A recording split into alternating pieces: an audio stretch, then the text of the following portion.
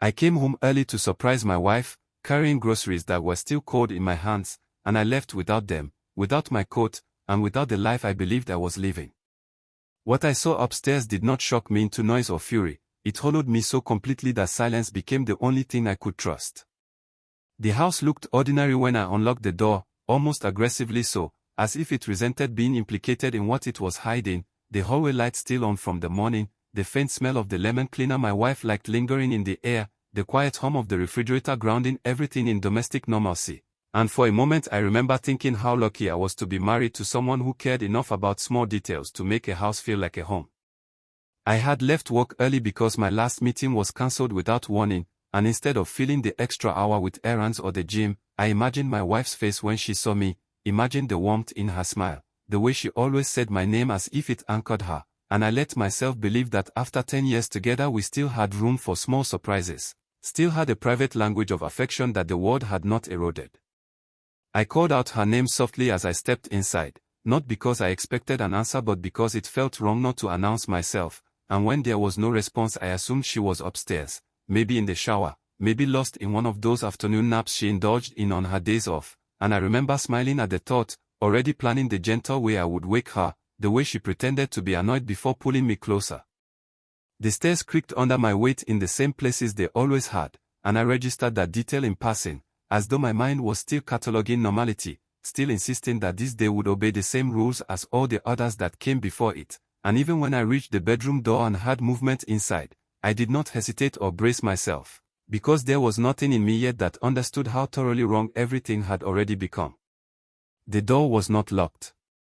That fact, more than anything else, settled heavily in my chest, because my wife was careful, deliberate about security, the kind of person who double-checked doors and windows even in daylight, and yet I still pushed the thought aside as I opened the door slowly, already preparing some quiet joke about her carelessness, already smiling.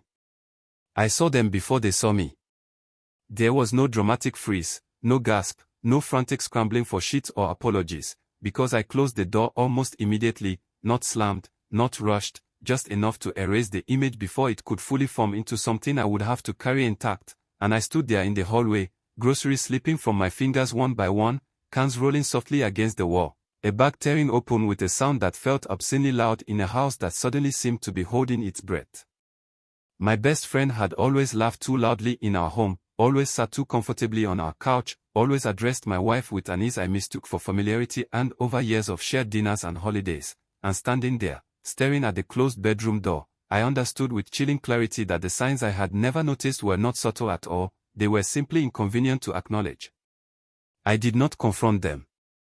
That choice did not come from cowardice or confusion, but from an instinct so calm and decisive that it startled me, because something inside me recognized that words spoken in that moment would belong to them forever, shaped by their defenses, diluted by their excuses, and I refused to give them that power.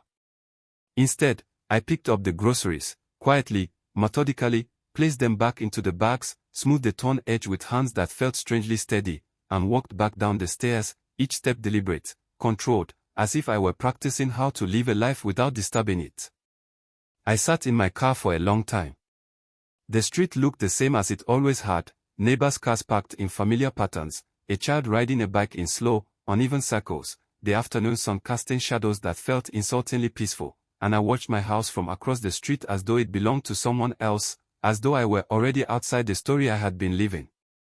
I did not cry then. Grief, I would later learn, is not always immediate or loud, sometimes it waits, patient and precise, allowing clarity to arrive first, and what settled over me in that car was not heartbreak but awareness, a quiet reckoning with the fact that the life I trusted had been operating on assumptions I had never verified. I thought about my wife as I had always known her, generous with others, admired by my family, the one everyone deferred to when decisions needed to be made, the one who remembered birthdays, smoothed over conflicts, managed social expectations with grace, and I realized how easily competence can be mistaken for loyalty, how effortlessly affection can be repurposed into control. I thought about my best friend, about the years we spent growing up together, the shared failures and small triumphs, the way he always spoke about my marriage with admiration that now felt rehearsed, and I understood that intimacy does not require honesty to thrive, only opportunity and entitlement. When I finally drove away, I did not know where I was going, only that I could not return home yet, not because it was unbearable but because it felt contaminated with assumptions that were no longer mine, and I spent the evening walking through parts of the city I had never had reason to linger in before, anonymous streets where no one knew me as a husband or a friend, where my name carried no expectations. By the time night fell, something else had taken root beneath the shock. It was the realization that this betrayal did not exist in isolation, that it fit too neatly into a larger pattern I had ignored for years, a pattern of decisions made around me rather than with me, of roles assigned without discussion, of a life where my reliability had become a resource others felt entitled to allocate. When I finally returned home, the house was quiet. My wife was asleep in the bedroom alone, the light off, her breathing even, peaceful, and I stood in the doorway for a long time, not looking at her but at the room itself, at the photographs on the walls, the shared furniture, the carefully constructed narrative of a marriage that now felt less like a partnership and more like a stage set. I slept on the couch that night, not out of spite or confusion but because I needed distance to think, and as I lay there in the dark, listening to the familiar sounds of a house settling around me, I made a decision so subtle it did not yet feel like action. I would not expose them. I would not leave immediately. I would not demand explanations that would only teach them how to lie better.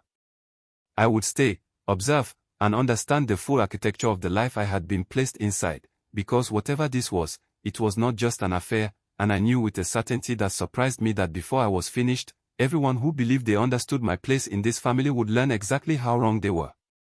Morning arrived with the unremarkable persistence of habit, light sliding through the curtains at the same angle it always had, the sound of my wife moving through the kitchen with the quiet efficiency that once comforted me and now demanded closer attention, and I lay still on the couch longer than necessary, not because I was afraid to face her but because I needed to understand what normal would look like after truth had rearranged itself inside me. When I finally stood and walked into the kitchen, she greeted me with the same gentle familiarity she had practiced for years, her voice warm, her eyes unguarded, her smile easy, and there was no tremor in her hands as she poured coffee, no hesitation in the way she asked about my day ahead, and I realized that whatever guilt people imagine accompanies betrayal is often a fiction meant to reassure the faithful that deceit announces itself through visible cracks. I answered her calmly, asked after her plans, listened as she spoke about errands and a lunch she had scheduled, and every word felt carefully placed in a structure I was only beginning to see, a structure that depended on my participation, my responses reinforcing the illusion that nothing had shifted beneath our feet. What unsettled me most was not her composure but my own, because I found myself responding naturally, even affectionately, my voice steady, my thoughts orderly, as though some part of me had already stepped back far enough to see this exchange as data rather than intimacy, and I understood then that love does not disappear immediately when trust dissolves, it lingers, confused, waiting for instruction. She kissed my cheek before leaving, lingering just long enough to maintain the rhythm of our marriage, and I watched her go with a clarity that bordered on detachment, noting the precision of her movements, the way she carried herself with confidence and not only from self-assurance but from certainty about her position in the world, and I wondered how much of that certainty had been built on my quiet compliance. The house felt different once I was alone, not hostile or unfamiliar, but exposed, like a set after the actors have left, and I began to notice details that once blended seamlessly into routine, the framed photographs curated to present harmony rather than chronology, the paperwork stacked neatly in the study that bore my name yet reflected decisions I did not remember making, the calendar on the fridge filled with obligations I was expected to honor without having shaped them. This was not paranoia, it was inventory. I went to work and performed my duties with the same professionalism that had defined me for years, answered emails, attended meetings, listened more than I spoke, and all the while a parallel process unfolded quietly, connecting moments from the past into a pattern that was becoming impossible to ignore, moments when my wife spoke on my behalf, when my opinions were summarized rather than quoted, when my presence was assumed rather than requested. By lunchtime, I realized how thoroughly I had confused peace with harmony, how often I had chosen ease over engagement, trusting that love would compensate for imbalance, and it struck me with a sharpness that bordered on shame that my absence from conflict had created space others were more than willing to occupy. That evening, my best friend came over. He announced himself with the same familiarity he always had, letting himself in without knocking, calling my name as though it anchored him to the house, and when he stepped into the living room his expression held no trace of guilt or anxiety, only warmth, the practiced ease of someone who believed his place was unquestioned. We spoke about ordinary things at first: work, mutual acquaintances, plans that extended into a future he assumed I shared, and I listened with a patience I did not know I possessed, aware that every word he spoke was an extension of the same assumption that governed my marriage, that I existed as a constant, reliable, accommodating, a fixed point around which others could orbit freely. At no point did he mention the afternoon before. At no point did he acknowledge anything out of place. That omission, deliberate and sustained, told me more than any confession could have, because it revealed not panic but entitlement, a belief that silence would hold because silence always had, because I had always allowed it to. When my wife joined us, the three of us sat together in a tableau that would have appeared unremarkable to any observer, laughter punctuating conversation, shared memories referenced casually, and I felt the strange dissonance of occupying a scene that had already fractured, a participant and an audience at once. Later, after he left and the house settled into evening quiet, my wife spoke about plans she wanted us to consider, investments and future adjustments framed as opportunities, her language precise, persuasive, and I recognized the cadence of someone accustomed to guiding outcomes without appearing to dictate them. I asked questions this time, gently, without accusation, and watched the way she answered, how she reassured without clarifying, how she redirected without refusing, and I understood that our marriage had become a negotiation I was never fully invited into, a process where my agreement was assumed because it had always been forthcoming. That night, lying beside her in bed, the familiarity of her presence no longer anchored me, it sharpened me, and I lay awake tracing the outlines of the life we had built, testing its logic, its fairness, its resilience under scrutiny, and I saw clearly for the first time that this betrayal had not disrupted our structure but exposed it. In the days that followed, I did nothing dramatic. I attended family gatherings, listened to conversations that flowed around me, watched the subtle ways my wife's opinions carried more weight than mine, how my best friend's proximity to her felt normalized, how decisions about shared resources were framed as collective wisdom while quietly bypassing my agency. No one acted maliciously, that was the most unsettling part. They acted as though this arrangement was natural, efficient, beneficial, as though my role had been defined long ago and everyone had simply agreed to stop explaining it to me. And perhaps they had. I began to understand that revenge, if it were to mean anything at all, could not come from exposure or confrontation alone, because those tools would only force them into defense, into narratives that preserved their sense of righteousness, and I did not want their shame, I wanted their certainty to erode. By the end of the week, I knew one thing with absolute clarity. This was not about my wife choosing someone else, or my friend betraying me, or my family overstepping their bounds. It was about a system that functioned smoothly because I had mistaken my silence for virtue, my adaptability for strength, and whatever came next would require patience, precision, and a willingness to let people believe I remained exactly where they expected me to be, even as I quietly stepped outside the role they had written for me.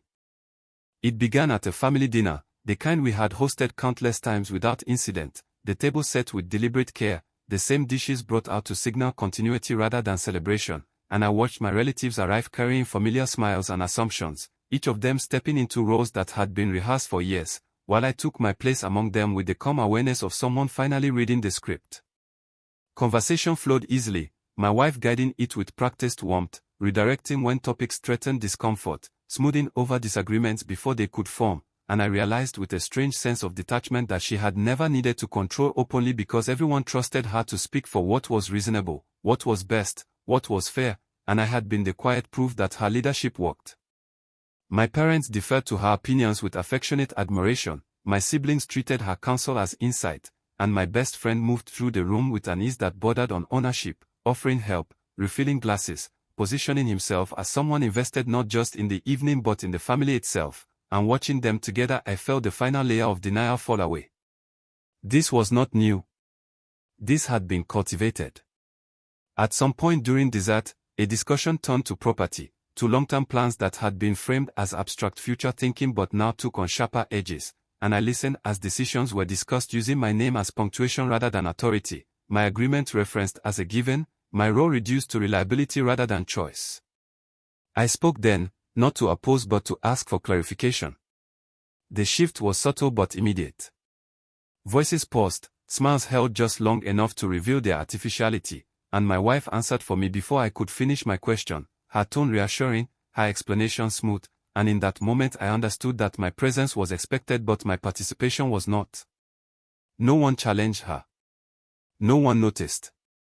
That night, after the house emptied and the remnants of the evening were stacked neatly in the sink, I asked her about it directly, not about the affair, not yet, but about the decisions she had summarized on my behalf, and she responded with patience that felt rehearsed, explaining that she was only trying to help, that she knew how uncomfortable I was with conflict, that everyone relied on her to keep things moving.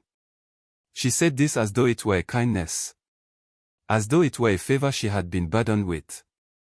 I listened, nodded, and thanked her, because I understood now that resistance would only alert her to a shift she was not yet meant to see, and when she reached for my hand later that night, her touch felt familiar without being intimate, a gesture of reassurance rather than connection. In the days that followed, I paid closer attention to my family's history, not through documents or confrontations but through memory, revisiting conversations, holidays, crises where decisions had been made quickly and quietly, always with my best interests cited, always with outcomes that benefited others more than they benefited me. I realized how often I had been praised for being easy, for being understanding, for not making things difficult, and how those compliments had functioned as containment rather than appreciation, reinforcing a version of me that was useful precisely because it did not challenge the flow of authority. My best friend began stopping by more frequently, his visits framed as concern, support, companionship, and I watched the way he spoke to my wife when he thought I was distracted, the shorthand they shared, the assumptions exchanged without words, and I recognized a dynamic that did not require secrecy to function because it had already been normalized. What unsettled me most was not their closeness but my family's response to it. No one questioned his presence. No one remarked on boundaries. It was as though the transition had already occurred in theory, if not yet in practice, and I began to understand the scale of what I had walked into that afternoon upstairs, how small the bedroom betrayal was compared to the life-level realignment unfolding beneath it. The darkest realization arrived quietly, without drama. It came when my mother mentioned, casually, how grateful she was that my wife handled things so well, how relieved she felt knowing that no matter what happened, the family would be in capable hands, and she said this while looking directly at me, her smile affectionate, untroubled, and I understood then that the future she envisioned did not center me. I was not being replaced because I had failed. I was being phased out because I had succeeded too well at being accommodating. That night, alone in the study, I confronted the truth I had been circling for days. My marriage had not been encouraged because it made me happy, but because it made me manageable, because it placed a capable intermediary between me and the family's interest, someone who could translate my labor and stability into long-term advantage without resistance. My best friend's role was not opportunistic. It was logical. He was familiar, acceptable, already trusted, someone who could step into the space beside her without disrupting the structure they had built, and I realized with a clarity that bordered on awe that the affair was not a rupture but a rehearsal. I did not feel rage then. I felt resolve. Because understanding the design of a system grants power to those willing to dismantle it without announcing their intent, and as I sat there, listening to the quiet hum of a house that had never truly belonged to me, I made a decision that would define everything that followed. I would not confront their betrayal. I would not argue for my place. I would remove myself so precisely, so completely, that when the structure finally collapsed under its own assumptions, there would be no confusion about why it failed. They would inherit the silence they had trained me to provide, and for the first time in my life, it would cost them everything they believed was secure. Once I understood the architecture, the work became almost meditative, because dismantling something quietly requires discipline rather than force, and discipline has always been my strength. I did not announce changes, I embodied them so gradually that no one thought to resist. I began by stepping back from responsibilities I had once carried without question, not dramatically, not with grievance, but with the calm rationale of someone seeking balance. I encouraged my wife to take the lead on matters she already managed unofficially, framing it as trust, as appreciation, as a desire to let her shine without my interference, and I watched her accept the shift without suspicion, pleased by the validation, unaware that authority without foundation is a fragile thing. With my family, I became agreeable in a new way, not through silence but through redirection. When decisions arose, I deferred publicly while withdrawing privately, allowing plans to move forward without my reinforcement, without my steadying presence behind the scenes. I noticed how often logistics stalled without me, how conversations circled without resolution, how tensions surfaced when there was no quiet mediator absorbing them, and still I said nothing, because intervention would have only restored equilibrium. My best friend sensed the shift before the others, though he did not understand it. He asked questions framed as concern, checking in more frequently, offering help I no longer needed, and I responded with warmth that lacked dependence, with gratitude that did not invite proximity. The ease between us thinned, not because I confronted him but because I stopped maintaining the dynamic that had allowed him to move freely through my life without consequence. What surprised me most was how quickly their confidence began to fray. My wife grew sharper, more controlling, feeling the absence of my quiet support with urgency rather than competence, and I watched as small miscalculations accumulated, not catastrophic failures but visible cracks that unsettled the image she had cultivated so carefully. She spoke more, explained more, justified more, and people began to notice, not because she had changed but because the structure that once absorbed her missteps was no longer there. At family gatherings, conversations became strained. Decisions that once resolved themselves through assumed consensus now exposed disagreements that had been smoothed over for years, and my relatives looked to me instinctively, waiting for reassurance, for resolution, for the familiar closure I had always provided. Each time, I smiled, offered sympathy, and remained still, and the discomfort lingered long enough to be remembered. I did not enjoy this. That truth mattered to me, because pleasure would have cheapened what I was doing, would have turned it into vindictiveness rather than reckoning. What I felt instead was a solemn certainty that this unraveling was necessary, that systems built on unacknowledged labor collapse when that labor is withdrawn, and that collapse, while painful, is honest. The confrontation came not as an explosion but as a question. My wife asked me one evening whether something was wrong, her voice careful, her expression studied, and I looked at her for a long moment before answering truthfully without revealing anything, telling her that I was simply letting things be what they were, that I trusted her, that I trusted everyone, and the relief that crossed her face confirmed how little she wanted scrutiny, how much she depended on my silence to preserve her certainty. Soon after, the affair surfaced without my intervention. Not through accusation, not through exposure, but through inevitability, because relationships built on entitlement falter when no one cushions their consequences, and when my best friend's presence became less welcome, when his role grew ambiguous without my endorsement, the alignment they had relied on began to fracture under its own weight. The final gathering was meant to repair what had been strained, a dinner organized with the intent of restoring harmony, and I attended as I always had, composed, attentive, unobtrusive. When questions arose, I answered clearly. When assumptions were made, I corrected them gently. When silence followed, I allowed it to stand. By the end of the evening, nothing was said outright, yet everything was understood.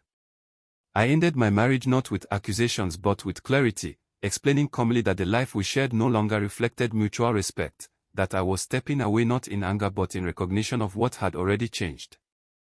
There were tears, denials, revisions of history offered in desperation, but none of them altered the truth that had already settled into the room.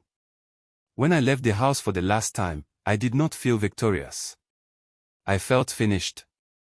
The family adjusted slowly, awkwardly, without the cohesion they once took for granted, and my absence became a presence they could not ignore, not because I demanded acknowledgement but because they had built too much on the assumption that I would always be there. Revenge, I learned, does not always look like punishment. Sometimes it looks like leaving people alone with the version of reality they insisted on creating, and in that solitude, they finally understand the cost of taking stability for granted. The aftermath did not arrive with drama but with paperwork, schedules, and the slow redistribution of assumptions, because endings in real life are administrative long before they are emotional, and I moved through them with a steadiness that surprised even me.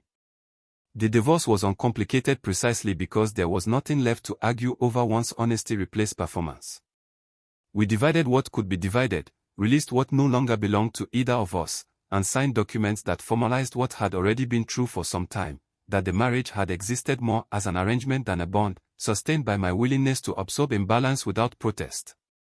My wife tried, briefly, to reframe the narrative, to suggest misunderstanding, stress, mutual neglect, but the effort dissolved quickly when she realized I was not interested in defending myself against a story I no longer needed to inhabit. My best friend disappeared from my life without ceremony. There was no confrontation, no reckoning scene, no final exchange designed to offer closure, because closure, I discovered, is not something another person can grant you once you stop requiring their acknowledgement. He reached out once, a message framed as concern, as regret, as confusion, and I read it carefully before choosing not to respond, not out of cruelty but because silence, when earned, is a complete answer. The family took longer. They struggled with the absence more than the truth, circling it cautiously, attempting to restore function without addressing cause, and I watched from a distance as patterns repeated themselves in less stable forms, conflicts lingering without resolution, decisions stalled by competing voices, authority contested rather than assumed. Eventually, conversations turned toward me, not in accusation but in inquiry, tentative invitations extended to return, to help, to steady things again, and I declined them gently, explaining that I was no longer the person they needed me to be. That was the moment the final illusion fell away. They had not missed me as a son, a brother, a husband, or a friend. They had missed me as infrastructure. Once I understood that, there was no bitterness left to process, only a quiet clarity that felt almost generous in its simplicity, because resentment requires ongoing engagement, and I had already disengaged. I moved into a smaller place, one chosen not for convenience or approval but for comfort, and I furnished it slowly, intentionally, selecting objects that held meaning rather than obligation, learning what it felt like to live without narrating my choices for anyone else. The silence there was different from the silence I had once provided. It was not a service but a space, something I could step into or out of at will. Occasionally, memories surfaced, not as wounds but as references, moments that once defined me now reduced to context, and I let them pass without resistance, because memory loses its power when it no longer dictates identity. I was no longer the man who came home early to surprise his wife, nor the friend who anchored others through loyalty alone, nor the son who smoothed conflict by erasing himself.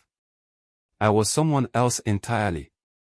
The darkest secret I carried was never exposed publicly, never weaponized, never used to humiliate or destroy, and that restraint mattered, because the true revenge had never been about revealing what they did but about revealing who I was without them, a version of myself that did not exist to stabilize other people's lives at the cost of my own. The story ended not with applause or vindication but with something far more unsettling for those who had depended on me. It ended with my absence becoming permanent. They continued on, adapting imperfectly, telling revised versions of the past that placed responsibility everywhere but where it belonged, and I allowed them that comfort, because my freedom did not require their understanding, only my departure. And in the quiet that followed, I learned something I had never been taught growing up, something no one in my family had modeled or encouraged, that love without agency is not devotion but surrender, and that walking away from a life that diminishes you is not failure. It is authorship. That was the revenge. Not destruction, not exposure, not spectacle, but the deliberate, irreversible act of removing myself from a system that mistook my silence for consent, and in doing so, finally reclaiming a life that belonged to me alone.